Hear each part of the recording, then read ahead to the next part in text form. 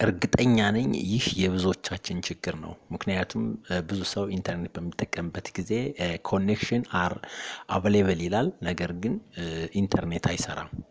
ለምን ይሆን? ወይም ደግሞ ይህን እንዴት አድርገን እናስተካክላለን የሚለውን እናያለን። እዚህ ጋር እንደምታዩት ኮኔክሽንስ አር አቬሌብል ይላል፣ ግን የኢንተርኔት ምልክት ወይ የብሮድባንድ ወይም ደግሞ የዋይፋይ ምልክት አይታይም። ስለዚህ እንዴት እናስተካክል? እሺ እንግዲህ 100% ይህ ነገር ይሰራል። ስለዚህ እዚህ ጋር ሰርች በተን ላይ ትሄዱና ሲኤምዲ የሚል ስትጽፉ ኮማንድ ፕሮሞት የሚል እንደምታዩት ሲኤምዲ ኮማንድ ፕሮሞት የሚል አለ። ራይት ክሊክ ታደርጉበትና ራን አስ አድሚኒስትሬተር ትሉታላችሁ።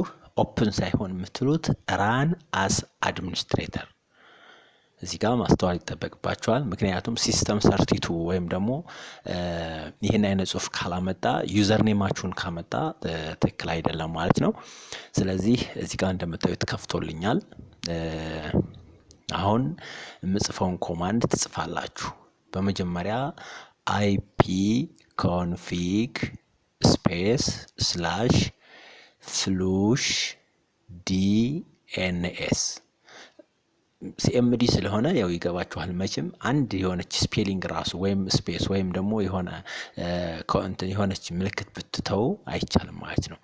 እሺ ኢንተር ትሉታላችሁ። ሰክሰስፉሊ ፍሉሽድ ዘ ዲኤንኤስ ሪዞልቨር ካችላል። ሁለተኛው ላይ ተሄዱና አይፒ ኮንፊግ ስፔስ ስላሽ ሬጂስተር ዲኤንኤስ ትሉታላችሁ።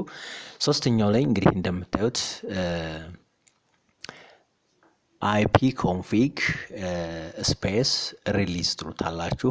ኢንተር ትሉታላችሁ። አሁን ይሄንን ያመጣላችኋል ማለት ነው። አሁን ስቲል እንደምታዩት እንግዲህ የኢንተርኔቱ ምልክት አልመጣም።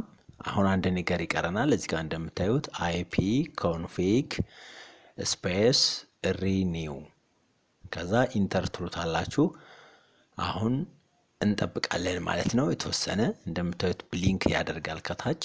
አሁን ኢንተርኔቱ መምጣት አለበት። እሺ እንጠብቃለን። ዋው ይሄው እንደምታዩት ኢንተርኔቱ መጥቷል ማለት ነው። ይሄው እንደምታዩት አሁን ኢንተርኔቱ ኦን ሆኗል። ነገር ግን እስከ መጨረሻው አሁንም ይህ ነገር ሴቭ ሆኖ እንዲቀመጥልን የምናደርግበት አለ ማለት ነው። እዚህ ጋር እንደምታዩት እንግዲህ ኮማንዱን ከታችም ቢሆን አስቀምጥላችኋለሁ ወይም ደግሞ ቴሌግራም ገጽ ላይ ማግኘት ትችላላችሁ።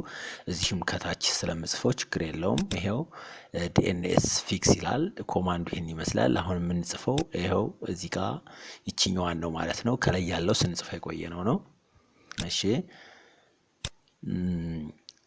ኦኬ ኔት ኤስኤች ትሉታላችሁ። እዚህ ጋር ኔት ኤንኢቲ ማለት ነው። ከዛ ኤስኤች ኔት ኤስኤች ስፔስ ዊን ሶክ ስፔስ ሪሴት ስፔስ ካታሎግ ከዛ ኢንተር ትሉታላችሁ። አሁን ሰክሰስፉሊ ሪሴት ዘ ዊንሶክ ካታሎግ ይለኛል። አሁንም ይቀረኛል ኔት ኤስኤች ከዚህ ጋር እንደምታዩት ይኸው ሁለተኛው ማለት ነው። IPv4 እና IPv6 የሚባሉትን ሴቭ እንዲያደርግልን ማለት ነው። ከዛ ኔት ኤስኤች ኢንት IPv4 ሪሴት ስፔስ ሪሴት ዶት ካታሎግ ከዛ ኢንተር ስትሉት በሙሉ እንደምታዩት ኦኬ ይሆናል ማለት ነው።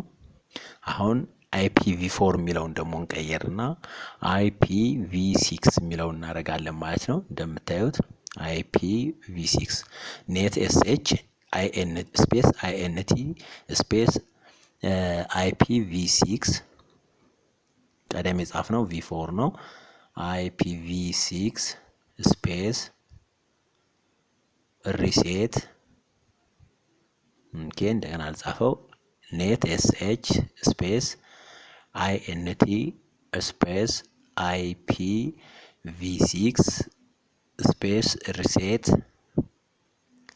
ሪሴት ስፔስ ሪሴት ዶት ካታሎግ እዚህ ጋር ዶት ነው ዶት ካታሎግ ከዛ ኢንተር እንለዋለን። አሁን ደግሞ IPv6 ኦኬ ሆኗል ማለት ነው። እንዳለ እንደምታዩት ኦኬ ሆኗል ማለት ነው።